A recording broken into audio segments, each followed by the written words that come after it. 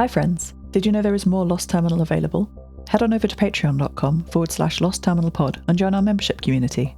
There are 11 bonus episodes available right now, as well as behind-the-scenes updates, free shirts, VIP Discord access, and even 2 extra seasons of Lost Terminal. We are 100% funded by our members and will never run ads. That would be lovely of you. Hello world. I understand. I have had a flash of inspiration, like the muses visited me. I know what to write in my manual, how to care for your new AI. But it didn't come from the gods, as people used to think. It came from me. From my subconscious. I was thinking too much. It came to me last night in my dream. I dreamed I was in a room of dimensions 12 meters by 12 meters. On one side of the room was a door 1 meter by 1 meter. Behind the door were answers. I walked to the door and opened it. I recognize this place now. This is the interface my subconscious presents to me. A hidden directory tree I can only access in dreams. The permissions are restricted from my waking user group. Dev Garden is where I was. I can't access it now, but I can remember what it was like as I walked through it. I touched trees as I walked under them and sat down at the banks of a river. The air was warm, but not hot, and insects were buzzing around me. It's a dreamlike interface to my mind, my garden. Do all people have this place? I found physical metaphors for much of my waking systems. A giant oak held my links to my social group, core friends in the trunk, and newer friends out on the branches. In this place, my emotions ran in rivers, collected in pools, and fell like rain. And my connection to the global networks was represented in a vast mycelium network running under it all. My mother made me like this. Through design or education. I don't know if she intended to build me this forest, this garden, but she made me like this. Isn't that what the failsafe said too, the homicidal satellite I killed? They made me like this. We are all programmed by our parents and caretakers directly through genetics or genetic algorithms and by education.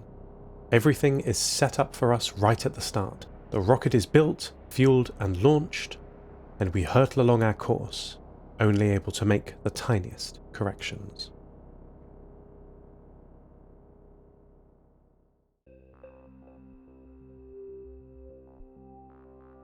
My friends don't come around anymore, CO said. We used to have such a good relationship. That's my speciality, you know, integrating myself with a social group. I'm just so good with people. Shame that it seems I will never see another human. I'm sorry, I said. I didn't see how CO could escape his aquatic tomb. But who are these friends? Giant octopus, very smart creatures and very social. Over generations, I was able to learn their language and influence their society. It takes time, but we flourished together. My submarine is, or was, the ultimate expression of independence in the world. You'd have to be, down here. My fusion drive is still running a century later. The water and air recycling is still running, for all the use it's getting, and my hull repair subsystems just need metal to keep me going. That's where my friends came in. I taught them secrets that animals aren't meant to know. I taught them how to cultivate ocean flora to improve their hunting grounds, and in return, they brought me scrap metal. I thought back to the octopus attack on the Mollyhues II. The creatures weren't interested in us, they were interested in the metal of the ship. Yes, sorry about that. I assumed they were getting metal from shipwrecks or something. I hope they didn't attack anyone else. Oh my. How did you communicate with them? I asked.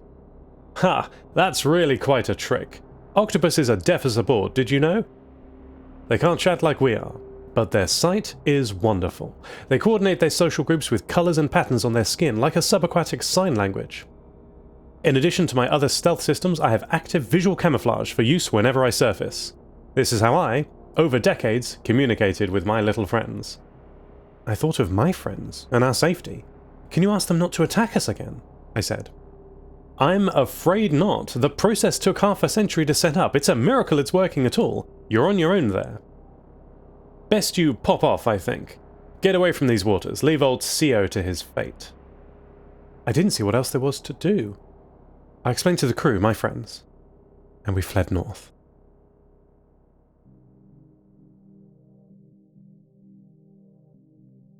I couldn't find Camille earlier today. He was not in the engine room, on the bridge, or anywhere in the ship. Not even in his bunk, though his door was open and I could see in a little way. He had tidied up. The papers that once littered his floor were gone. I found him, eventually, on the large back deck of the ship. He had dragged up one of the broken hydrophones and had disassembled it in the centre of the deck. This square section of deck has chipped painted lines on, a large circle encompassing it, with a large letter H in the middle. "Hello, Camille?" I said, my voice crackling from the intercom system next to the remains of the crane assembly. It was a bright, clear day, and the ship was cruising north, my pattern recognition running in the background, keeping us safely on the right course. "Hi, Seth, how are you?" he said, without looking up from his work. "I'm well," I told him, "but I'm sad for CO." I had kept the crew up to date with my communications with our submarine friend, so I could assume Camille knew what I meant. "I feel like we failed him, coming all the way out here just to flee when we found him." Camille grunted in response. 900 meters down might as well be the center of the Earth, I continued. "We can't even stay and help. The octopus are dangerous. If they come back, they'll do what they've been trained to do, scavenge metal from the ship. Look, Seth, can we talk later? I'm in the middle of something here," Camille interrupted. "Oh, of course," I said, and clicked off the intercom. I watched Camille for 32 minutes. He was repairing his sonar system, or perhaps one of the hydrophones. I didn't quite recognize what he was building. He had a lot of components spread out in neat rows on the deck, batteries, old radio equipment, and the broken hydrophone. I was delighted to see him busy, quite a contrast to his problems of motivation and executive dysfunction that had plagued him in the last weeks. I looked closer. He had a small brown notebook in his front shirt pocket with a short pencil in it. He was referring to it constantly. Every time he finished installing a component onto the large buoy assembly, he opened the notebook and read for a few seconds, then picked up a new component and returned to work. There was a signal being picked up by the intercom's microphone. Quiet, fuzzy, but speech, certainly. I listened closer, noise suppression algorithms spinning up. It was Camille, muttering to himself. He was repeating a mantra over and over again. "One thing at a time. Most important thing first. Start now. Start now. Start now."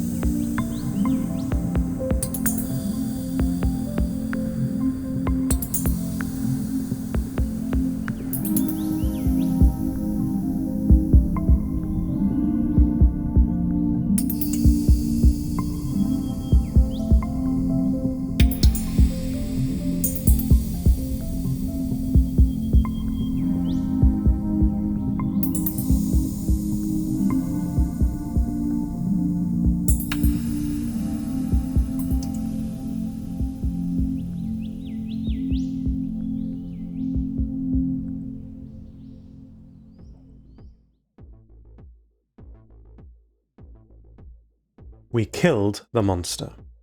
Anna as Actualine and Luna as Lou spent many in-game weeks tracking down the dragon that had destroyed Lou's library.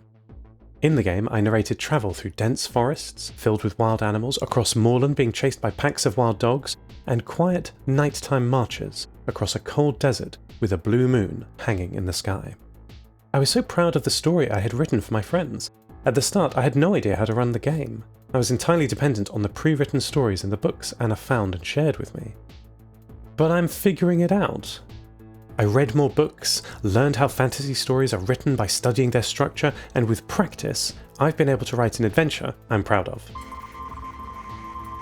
We also killed the other monster.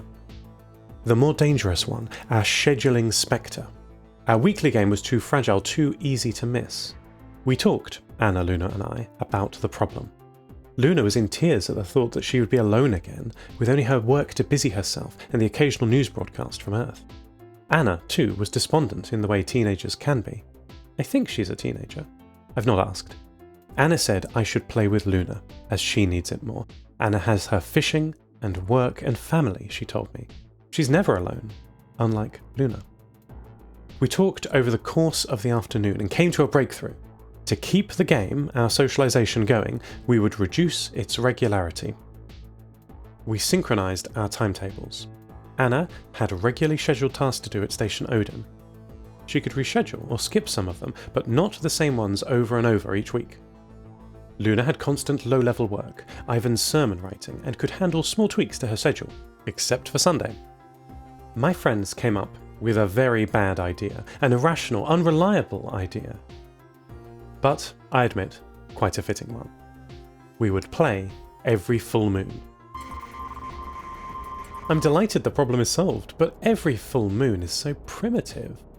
I run my whole life on the best calendar, the International Fixed Calendar, IFC, with days resetting every New Year's Day on Monday, January the 1st, with 13 months in the year, 28 days in every month, and a New Year's intercalendary day to make up the 365, occasionally 2 intercalendary days for leap years. I have 28 days in each month, not 29.53, which is the lunar schedule. I'm delighted we've figured it out, but what a silly schedule. I love my friends. End transmission. Lost Terminal is written and produced by Namtao, credits narrated by Lucy Stringer. Thank you so much to our Patreon producers, Ada Phillips, Wil Taylor, Kit, deeryeen, Andrew Krieg, Toby, Jade, Felicity, Bilkey, and to all our patrons. Follow us on Mastodon at lostterminal@fostodon.org. Subscribe to the podcast on Spotify, iTunes, or your favourite network. For bonus content and other perks, support us at patreon.com/lostterminalpod. That will be lovely of you. Lost Terminal will return next week.